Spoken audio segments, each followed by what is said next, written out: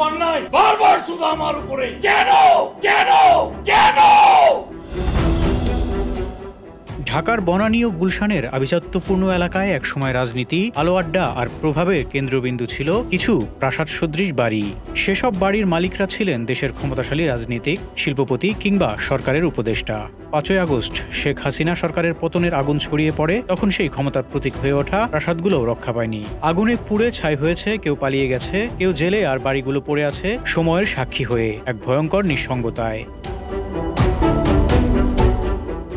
বনানীর অভিজাত এলাকায় একসময় প্রাণবন্ত ছিল সাবেক দক্ষিণ সিটি কর্পোরেশনের মেয়র সাইদ খোকনের প্রাসাদ। আলো আড্ডা, রাজনৈতিক বৈঠক, অতিথিদের আনাগোনা সব মিলিয়ে এটি ছিল ক্ষমতা ও প্রভাবের প্রতীক। কিন্তু ৫ই আগস্টের রাতে ছাত্র জনতার ক্ষোভে যখন রাজধানী জুড়ে আগুন ছড়িয়ে পড়ে, সে আগুনে পুড়ে যায় এই বাড়িটিও।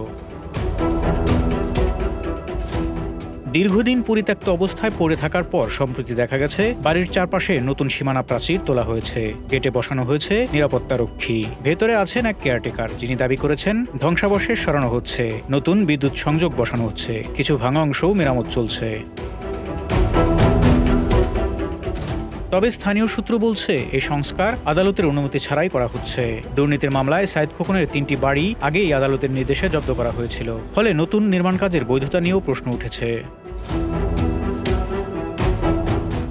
বনানীর ১৮ নম্বর সড়কে সাবেক মেয়র শেখ ফজলে নূর তাপসের প্রাসাদও এখন একই চিত্রের সাক্ষী। একসময় রাজনৈতিক মহলে আলোচনার কেন্দ্রে ছিল এই বাড়ি, কিন্তু সরকারের পতনের আগেই তাপস দেশ ছাড়েন এবং আগস্টের সেই দগ্ধ রাতে আগুনে পুড়ে যায় বাড়িটি। প্রহরীরা জানাচ্ছেন ভেতরকার আসবাব, গাড়ি, এমনকি শিল্পকর্মের বেশিরভাগই হয় পুড়ে গেছে, নয়তো আগেই সরিয়ে নেওয়া হয়েছে।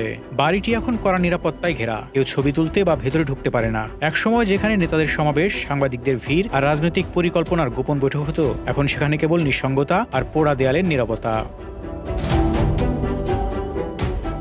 গুলশানের অভিজাত এলাকায় অবস্থিত শিল্পপতি ও সাবেক উপদেষ্টা সালমান এফ রহমানের বাড়িটি ছিল বিলাসিতা ও রুচির প্রতীক। বলা হয় বাড়ির ড্রয়িং রুমে একসময় লিওনার্দো দা ভিঞ্চি সহ ইউরোপীয় শিল্পীদের দুর্লভ চিত্রকর্ম শোভা পেত।